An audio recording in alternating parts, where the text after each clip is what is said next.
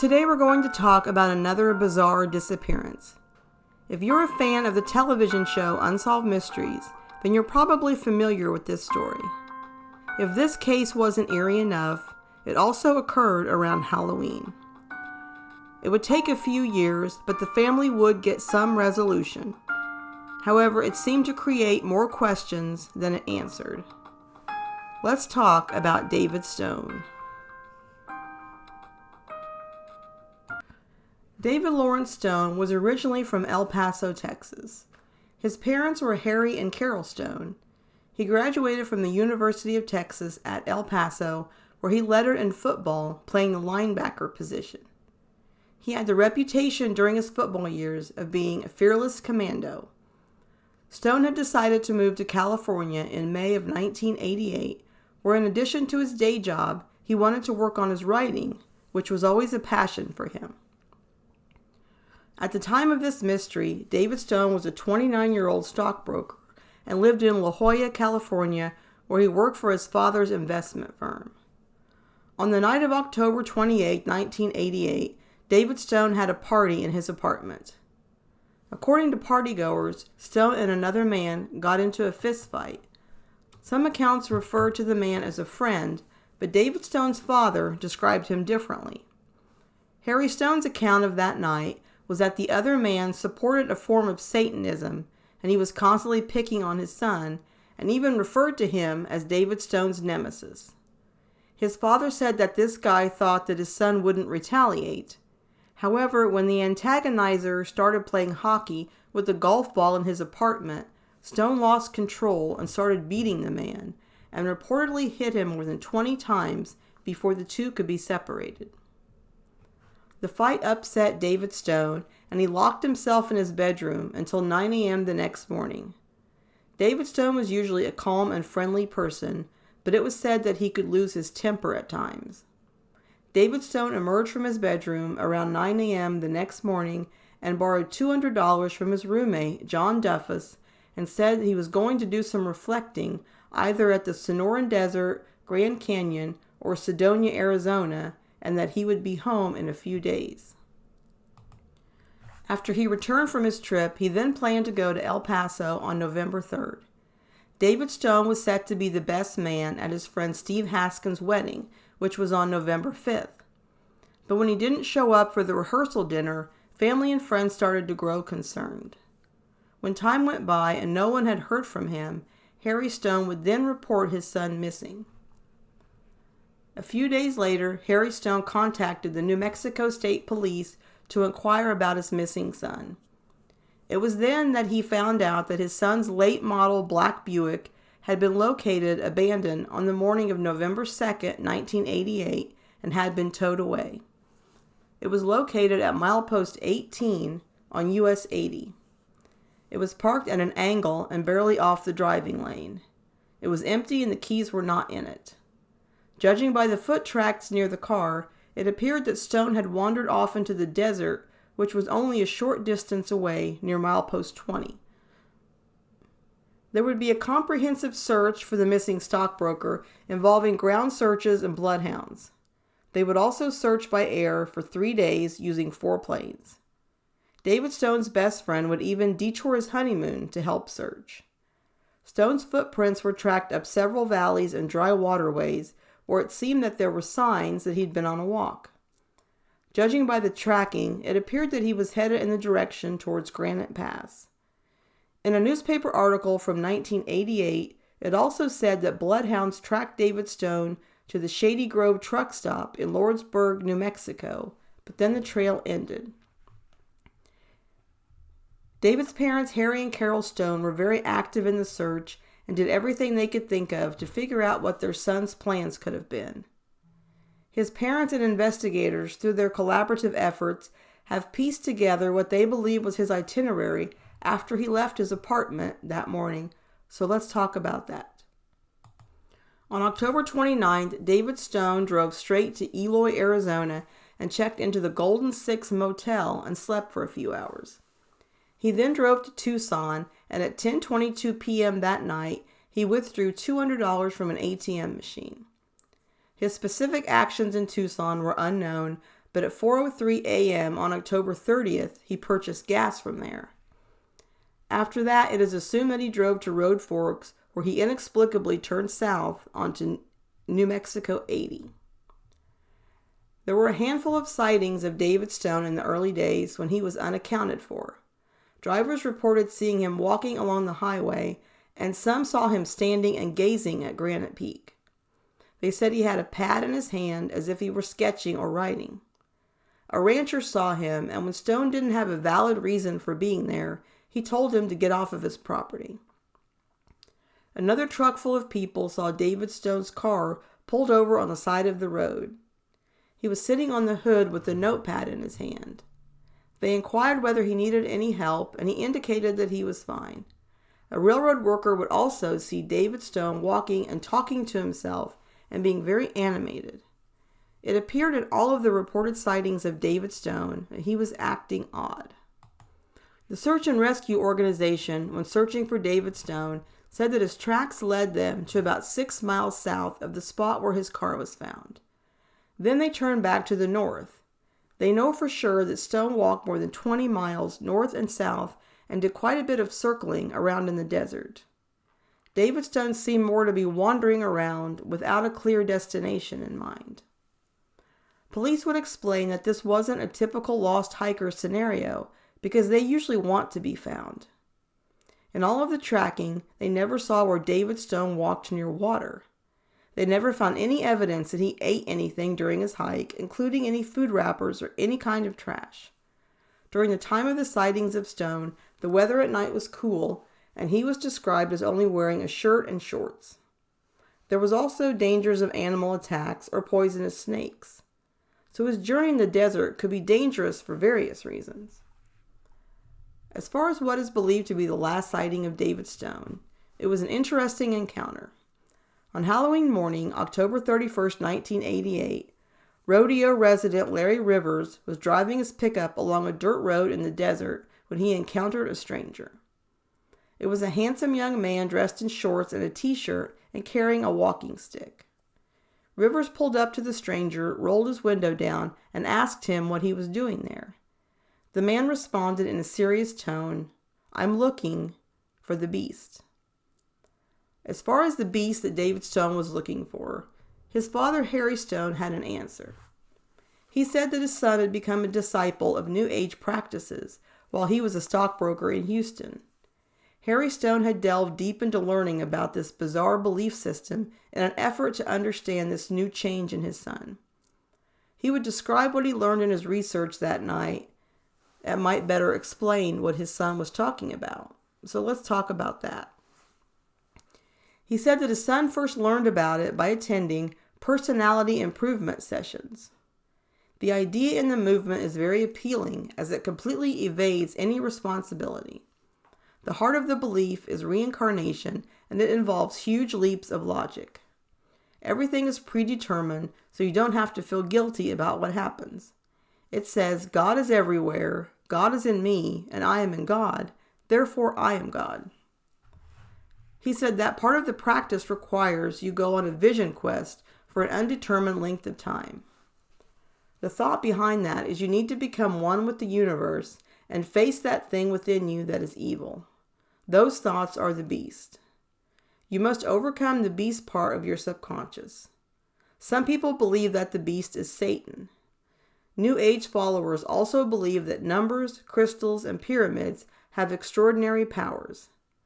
This might explain some things that David Stone was thought to leave behind that may serve as clues to his mysterious trip, so let's talk about them.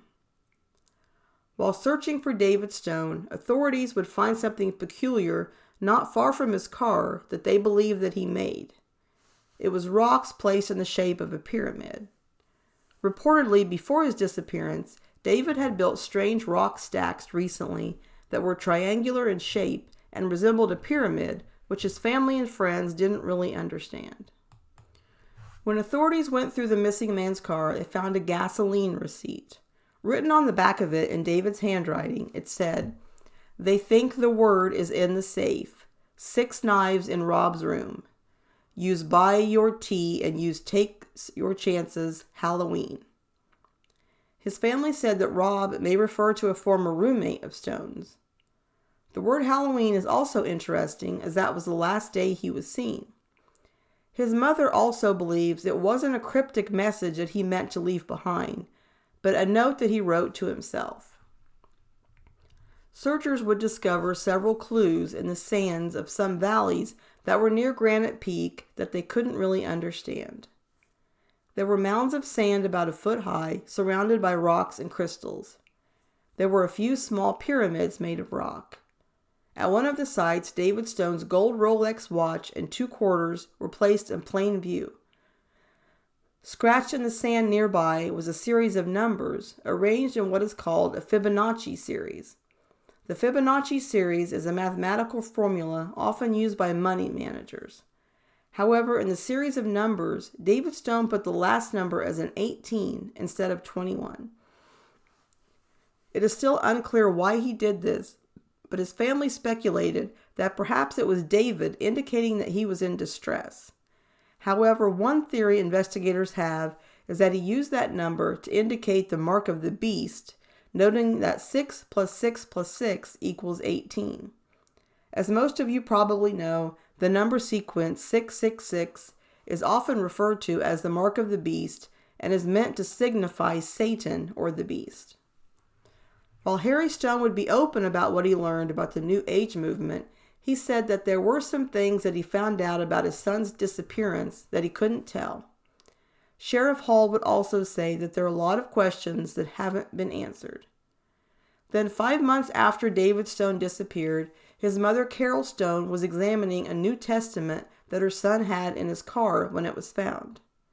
She noticed a business card tucked inside with the name of Tony Ballesteros from Douglas, Arizona on it. Police contacted Ballesteros, and he was puzzled how or when David Stone would have obtained his business card. He said that in late October he was deer hunting south of Rodeo when he left his business card on a mesquite bush by a dirt road so his friends could find their way to his camp. It wasn't thought that Stone found the business card where it was originally placed, but if he did, he would have had to take a different route to reach the place where his car was found. One possible road that he could have taken is on US 666. As part of the investigation, there were also 2 psychics consulted. One of them was from Arizona, and David Stone allegedly had an appointment with them. Not surprisingly, their thoughts on where David was did not pan out. Then, in an effort to garner more leads in the strange disappearance, Unsolved Mysteries would travel to New Mexico to film a reenactment in this case, and it would air on Halloween, October 31st, 1990, exactly 2 years from when David Stone was last seen. Unfortunately, the airing wasn't able to help further the case. Then, on February 23, 1992, javelina hunters Willie Gabaldon, Kenneth Melberg, and Chet Stump were out in an area along the Arizona state line. For those of you who don't know what a javelina is, like me, it's similar to a wild pig and found in the Southwest. During their hunting trip, they were standing on a ledge when 20 feet down in the grass and weeds, they discovered a skeleton. It was in an area called Granite Gap, which was only about 5 miles from where David Stone's car was found a little more than 3 years earlier. Just a few days later, the skeleton was conclusively identified. David Stone had finally been found. But there were still so many questions to be answered. An autopsy was performed, and the coroner said that he could not determine the time or exact cause of death. He did say that there were no injuries to the skeleton, and that he didn't believe that foul play was involved. The hunters had said the skull was in pieces, but it was believed to be as a result of wild animals post-mortem. Even though David Stone's remains were found, his belongings were not. Still missing were his eyeglasses, car keys, driver's license, and gold chain. His tennis shoes were discovered, but one of them was found in a ravine some distance from the body. Another interesting fact about the discovery of his remains are that there was no trace of any clothing found at the scene. So Harry and Carol Stone now had to make funeral arrangements for their only son while still confused and baffled as to what happened during their son's mysterious and final trip. As far as my thoughts, there are so many layers to this case and possibilities of why David Stone went on his trip. It is reported that David Stone was really upset that he lost control during the party at his apartment and started the fight. It was just the next morning when he would leave, and he indicated to his roommate that he was going to go reflect. So was that the only reason he chose to go on an impromptu trip? This case is unique in that a handful of people saw and spoke to David Stone, and Stone left behind so many odd clues. Normally that would be helpful, but the clues that he left behind just served to add to the confusion. I'm also surprised that David Stone wasn't found during their initial search. Even if he had died by then, it was a comprehensive search for several days, and he was found only 5 miles from his car. David Stone's case reminds me of another case profiled on Unsolved Mysteries. In fact, it was the first segment on the very first episode of Unsolved Mysteries and was hosted by Raymond Burr.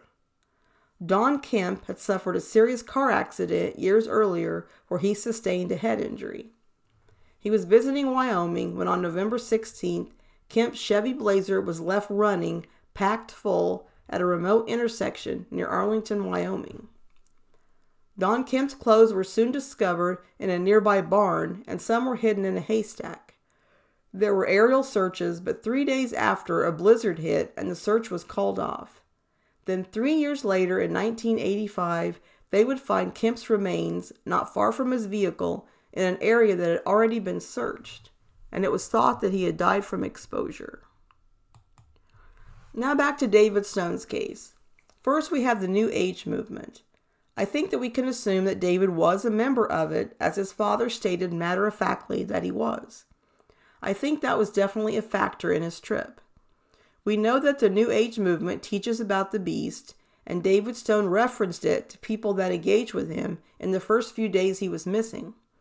Part of the New Age movement involves a vision quest, so perhaps after he lost his temper and turned violent against his friend, he felt that this would be a good time to start his own vision quest and time of reflection.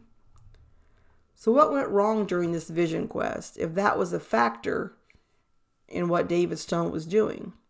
Was there anything else going on with him? I think there was, but what? We don't know for a fact that David had partaken of this, but psychedelic drugs are sometimes mentioned as a part of the New Age movement. One drug mentioned often is LSD. Like I said, no evidence that David was under the influence of drugs. This is just a possible theory. But let's look at some of the side effects of psychedelic drugs. Just some of the various physical symptoms from using psychedelic drugs are sleeplessness, loss of appetite, excessive sweating, and increased heart rate. They can also cause changes to their thought process, sensory and mood changes, and perceptions. Another thing about psychedelic drugs is the effects can stay in your system for long after you ingest them. So even if David Stone hadn't taken psychedelic drugs during the few days he was in the desert, he could have taken them prior and was still experiencing the effects. Like I said, no evidence of this, just a theory that I wanted to present. Is it possible that David Stone was suffering from CTE? CTE stands for chronic traumatic encephalopathy, and it is a progressive and degenerative brain disorder caused by repeated head trauma. It is often found in football players after all the hard hits and concussions that can result from the hard-hitting sport. Remember that David Stone did play football in college and was said to be an aggressive player, and his father even referred to him during his football days as a commando. Now let's talk about the side effects of having CTE. The cognitive symptoms of having CTE are memory loss, confusion, and difficulty in making decisions. It can also affect your mood and can result in impulsive or aggressive behavior, depression, and anxiety. It can also present problems with balance or slurred speech. Doctors can assess if a patient may have CTE based on their symptoms, but the only way to conclusively know is an autopsy of the brain tissue after death. Did David Stone experience a lot of concussions during his life, specifically his football years, and could his actions have been as a result of CTE? I think that it's a plausible theory. If David Stone hadn't taken psychedelic drugs or had CTE, could he have had some sort of mental illness? I think one of the three could have been a factor because David wasn't acting logically. Even before he abandoned his car, he was seen sitting on the hood of his car on the side of the road writing, which doesn't seem like something he would have normally done. Was David Stone so completely obsessed with the New Age religion that he was losing himself and descending deep into mental illness? As for David Stone's cause of death, this might surprise some of you, but I think it's fairly simple. I think David Stone's ultimate cause of death was exposure. He was not aptly dressed for the cold nights, and he was probably getting overheated during the day walking in the desert. They were able to track his footprints in the sand, but authorities said his steps never went to any body of water or waterfall. They also didn't see any evidence of any food near the tracks or any food wrappers or drink containers, which they thought was unusual in this type of disappearance. Now let's talk about the possible symptoms of exposure. There are 3 different types of dying from exposure. They are hypothermia, extreme cold, hyperthermia, extreme heat, and dehydration. From what we've talked about, David Stone could have been suffering from all 3. It isn't certain exactly how long he was out there wandering in the desert before he died, but it seemed to be at least a few days. Some of the symptoms of these 3 conditions are headaches, dizziness, shortness of breath, confusion, and loss of coordination. During the time David Stone was wandering in the desert, the highs during the day were in the 70s, and the night lows were in the 40s. So imagine if David Stone was overheating during the day. I know 70s doesn't sound hot, but this is in the middle of the desert during the day with the sun beating down. And his body temperature was dropping every night with the lows in the 40s and his lightweight clothing. Combine that with not having enough, or possibly any, food or water, perhaps, it was the perfect storm. That could have made him delirious, and combine that with the New Age principles that were in his head, it was likely to be a tragedy in the making. David Stone's father, Harry Stone, passed away in 2008 at the age of 74. His mother, Carol Stone, is still alive at the age of 89. For the over 3 years he was missing, the couple worked tirelessly to find their son. Once he was located, they continued to investigate to learn all they could about the last days of their son's life. David Stone was embarking on a path to discovery and trying to understand the world through the eyes of a New Age discipleship. Judging by his own words, it does appear that was the reason that he started out on this mysterious journey. However, it appears that we will never know exactly how or why his trip ended in tragedy.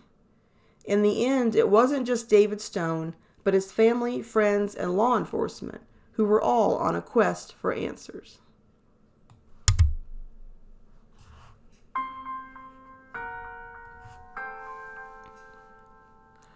That concludes my podcast on David Stone.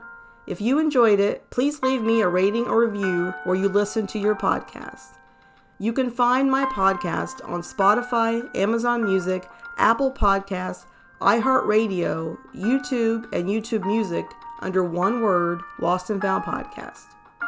You can read all of my original articles as well as find links to my most recent podcast episodes on my website at Lost and Found Blogs. I also have social media pages under that name on Facebook, X, and Instagram. You can reach me via email at lostandfoundpodcast@yahoo. And remember that cold cases stay cold because their story stops getting told.